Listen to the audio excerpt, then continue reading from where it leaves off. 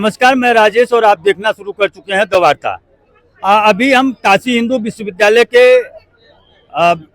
काशी विश्वनाथ मंदिर के चौराहे पे बैठे हैं और यहाँ पे जो है कि यहाँ के नेता जो है छात्र संघ के नेता रहे, प्रखर समाजवादी और जो है कि लड़ाई लड़ने वाले।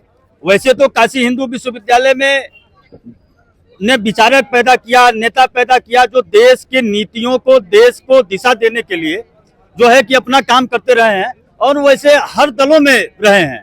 अभी जम्मू कश्मीर के राज्यपाल एलजी हैं, लेफ्टिनेंट गवर्नर हैं मनोज सिन्हा जी, समाजवादी पार्टी के नेता हैं, विधायक हैं, सांसद रहे ओम प्रकाश जी।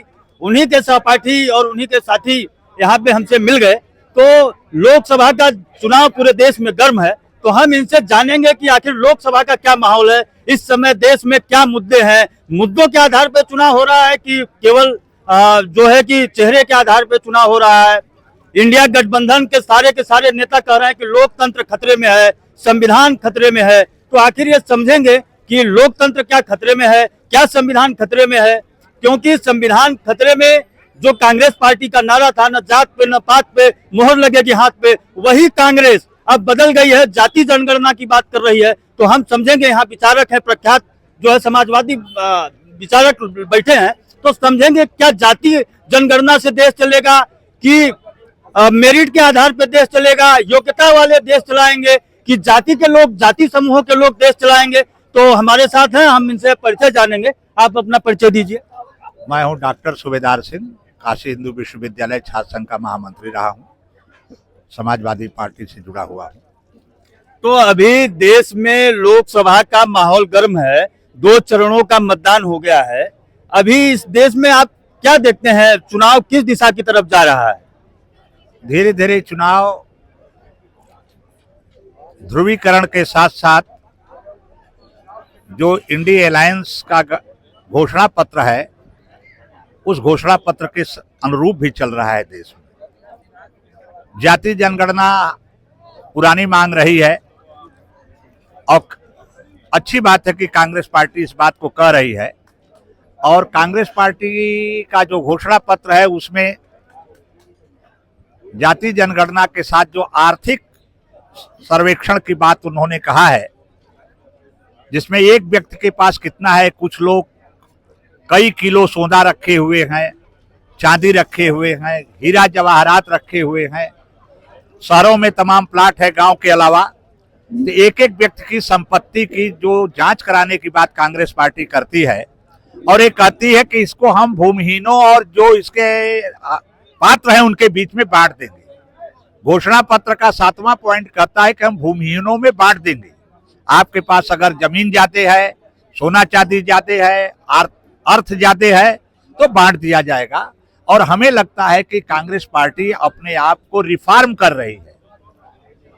जो एक मिश्रित अर्थव्यवस्था की बात किया करती थी कि देश में पूंजीपति भी रहे और सरकारी सेक्टर भी रहे, तो नरसिम्हा राव के जमाने में जब इस देश में प्राइवेटाइजेशन का बिल संसद में पास हुआ, तो उस समय कांग्रेस पार्टी और व्यक्ति के रूप में चंद्रशेखर जी 2 लोग विरोध किए। और आज यह यक्ष प्रश्न है, क्या जो निजीकरण का बिल संसद में पास किया है, कानून बना है, क्या इस कानून को पलटा जाएगा और ये जो संपत्ति बांटी जाएगी? हमें लगता है कि कांग्रेस पार्टी रेडिकल कम्युनिस्ट हो गई है। जिस स्तर पे कांग्रेस एक जमाने में वामपंथी दल कहते थे धन और धरती बट के रहेगी और खेतों पे लाल झंडा गाड़ दिया करते थे, कांग्रेस पार्टी उसकी तरफ धीरे धीरे बढ़ रही है। तो क्या ये जो अमेरिका में सैम पित्रोदा ने कहा है कि विरासत टैक्स लगेगा, तो क्या ये आर्थिक सामाजिक सर्वेक्षण, तो ठीक बात है, आप आर्थिक सामाजिक सर्वेक्षण करके जो आर्थिक और सामाजिक रूप से पिछड़े हैं उनको और बल देके उनको मुख्य धारा में जोड़िए। लेकिन ये समान जो वितरण का जो आपने कहा कि कम्युनिस्ट व्यवस्था है, कहीं पूरे विश्व में जो है कि सफल नहीं हो पाया, ये फेलियर व्यवस्था है। क्या उसी व्यवस्था को कांग्रेस और इंडी गठबंधन लेके आगे बढ़ रहा है क्या? देखिए, श्याम पित्रोदा जी को आप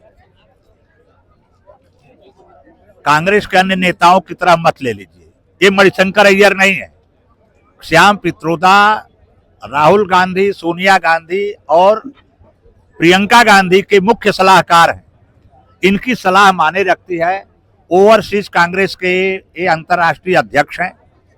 श्याम पित्रोदा बोल रहे हैं और चुनाव के बीच में पानी में कंकड़ फेंका गया है। इसका मतलब अगर सरकार आती है तो आपकी संपत्ति का 55% बाप के मरने के बाद सरकार ले लेगी, और जब ले लेगी और भूमिहीनों में, अल्पसंख्यकों में बांटा जाएगा तो कांग्रेस का एक बहुत बड़ा वोट बैंक तैयार होगा जिसे आप कभी हटा नहीं सकते। तो क्या केवल वोट बैंक की राजनीति हो रही है? देश के सामाजिक जो ढांचा है, जो अभी कह रहे हैं इंडी गठबंधन वाले की लोकतंत्र खतरे में है, संविधान खतरे में है, तो अगर आप ये कह रहे हैं कि ये जो है कि लोगों से लेके जो है बांटा जाएगा, तो क्या ये संविधान को खतरे में नहीं डाल रहे हैं? संविधान का डॉक्टर अंबेडकर ने जो बनाया था एज ए नागरिक, हाँ ठीक है, आर्थिक असमानता है, सामाजिक असमानता है, उसको दूर करने के लिए आरक्षण का एक प्रयोग किया था, जिसपे की बात हो सकती है, कई बार रिसर्च हो सकता है। तो क्या अब ये नया जो है कि संपत्ति छीन लिया जाएगा क्या लोगों से? आप ये बताइए, अगर आप इस देश में रिजर्वेशन देके लोग, अगर मान लीजिए देश में कितनी नौकरी का बाकी होगी? 2 करोड़ बाकी होगी। 2 करोड़ लोगों को नौकरी देकर इस देश से गरीबी नहीं मिटा सकते। अगर इस देश की संपत्ति का 55% हिस्सा सरकार ले लेती है और जरूरतमंदों में बांट देती है तो इस देश में खुशहाली आ जाएगी। नहीं, ये तो विनोबा भावे ने भूदान आंदोलन में कहा, लेकिन ये मॉडल सफल नहीं हुआ। आप जो कह रहे हैं कि बेरोजगारी है, ठीक बात है, सरकारी नौकरी सबको नहीं दी जा सकती, लेकिन आर्थिक विकास करके रोजगार का सृजन किया जा सकता है। ये संपत्ति का वितरण करके आर्थिक असमानता आप लंबे समय तक दूर नहीं कर सकते। ये देखा गया है कि अगर बराबर पैसा बांट दिया जाए तो फिर योग्यता वाले उस पैसे को ले लेते हैं। ये चुनाव के बीच में पानी में कंकड़ फेंका गया है। आपके पास कितना सोना, चांदी, गहना, हीरा जवाहरात घर में रखे हैं या बैंक के लॉकर में रखे हैं, उसकी जांच करा के उसको बांटने की बात की जा रही है। और कांग्रेस ने और जब ये बात की जा रही है तो देश की जनता चाहेगी तो उसके बीच में बटेगा। ये तो सरकार अगर हमारी बनाते हैं तब ना हम बांटेंगे।